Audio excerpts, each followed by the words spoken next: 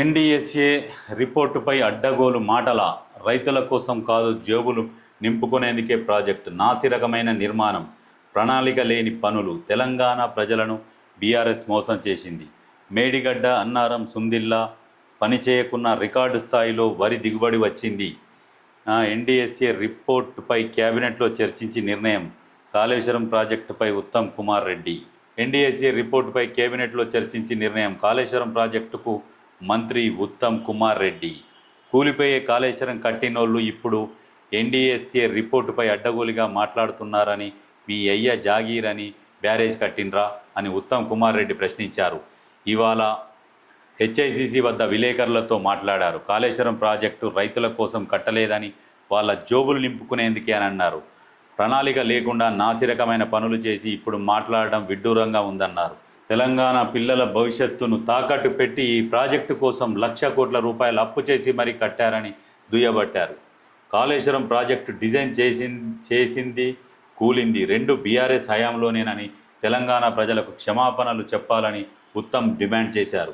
మేడిగడ్డ సుందిల్లా అన్నారం బ్యారేజీలు పని చేయకున్న వానాకాలం యాసంగిలో రికార్డు స్థాయిలో వరి పంట దిగుబడి వచ్చిందని అన్నారు.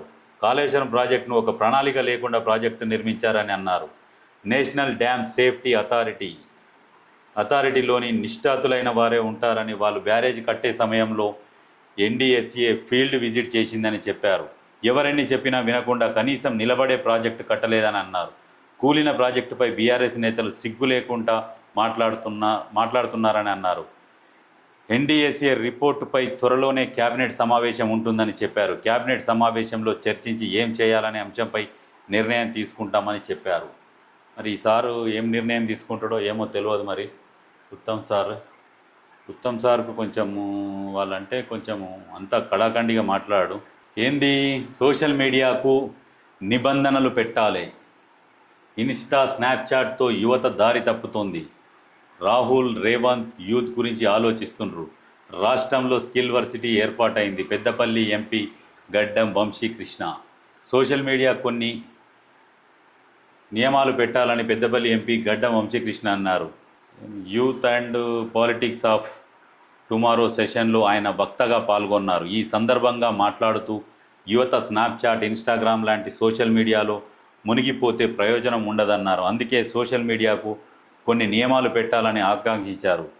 నిరుద్యోగం అనేది దేశానికి మంచిది కాదని, రాష్ట్రంలో ప్రజాప్రభుత్వం ఏర్పాటైన తర్వాత 50,000 ఉద్యోగాలను భర్తీ చేసిందని అన్నారు. ముఖ్యంగా స్కిల్స్ పెంచుకోవడంపై దృష్టి పెట్టాలని అన్నారు.